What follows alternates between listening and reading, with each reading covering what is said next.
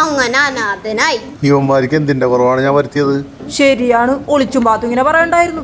വൈകല്യമുള്ള കൊച്ചിനെ ഏറ്റെടുക്കാൻ ആളുണ്ടാവൂല. കണ്ടിട്ട് ഇവർക്ക് വൈകല്യൊന്നും ഇല്ലല്ലോ. കയ്യിലിരിപ്പ് കൊള്ളൂലാത്തോണ്ട് കൈയും കാലും തല്ലി ഓടിക്കുന്നായിരിക്കും. ഒലിച്ചു പോയ കൂട്ടത്തിൽ ഫ്ലെക്സും പോയിന്നാ കേട്ടത്. തപ്പിയെടുക്കാൻ കേന്ദ്രത്തിന്റെ സഹായം വേണ്ടിവരും. എന്താടാ പ്രശ്നം? ഹൈവേ ഒലിച്ചു പോയാ അതാണാ? ഇന്നോ നാളെ കേന്ദ്രത്തിൽ നിന്ന് ആള് വരൂ. എന്തിന്? ഒലിച്ചു പോയ ഫ്ലെക്സ് തപ്പിയെടുക്കാൻ. അത് റോഡ് പോണതിന് മുമ്പ് മാറ്റിയിട്ടുണ്ടാവും.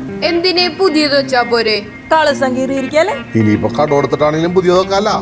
അല്ല, ഞാൻ ആലോചിക്കായിരുന്നു. അധികം ആലോചിക്കണ്ട. അവരുടെ പരിപാടിക്ക് ഇത്ര പൈസ എവിടെ നിന്ന്? ഇനിയിപ്പൊ പണം കഴിക്കണ മരം വല്ലതും ഉണ്ടാവോ? കടം കായ്ക്കണ മരമുള്ളത്. എന്താന്ന് ചോദിക്കുമ്പോ കടം കൊടുക്കാൻ ആളുണ്ട്. അത് പോട്ടെ, ഹൈവേടെ എതിർത്ത് ഞാൻ ഏറ്റെടുക്കും. തന്തമാര് പോയ സ്ഥിതിക്ക് തള്ള തന്നെ ഏക്കണം. ഹൈവേ നിർമ്മിക്കണ കമ്പനി സൗന്ദര്യം കണ്ട് പുറകിടന്ന് കൊച്ചായപ്പോ മുങ്ങിയെന്നല്ലേ? നോ, പിന്നെ വരട്ട് ചൊറി കണ്ടുകഴിഞ്ഞപ്പോ മുങ്ങിയതാണ്.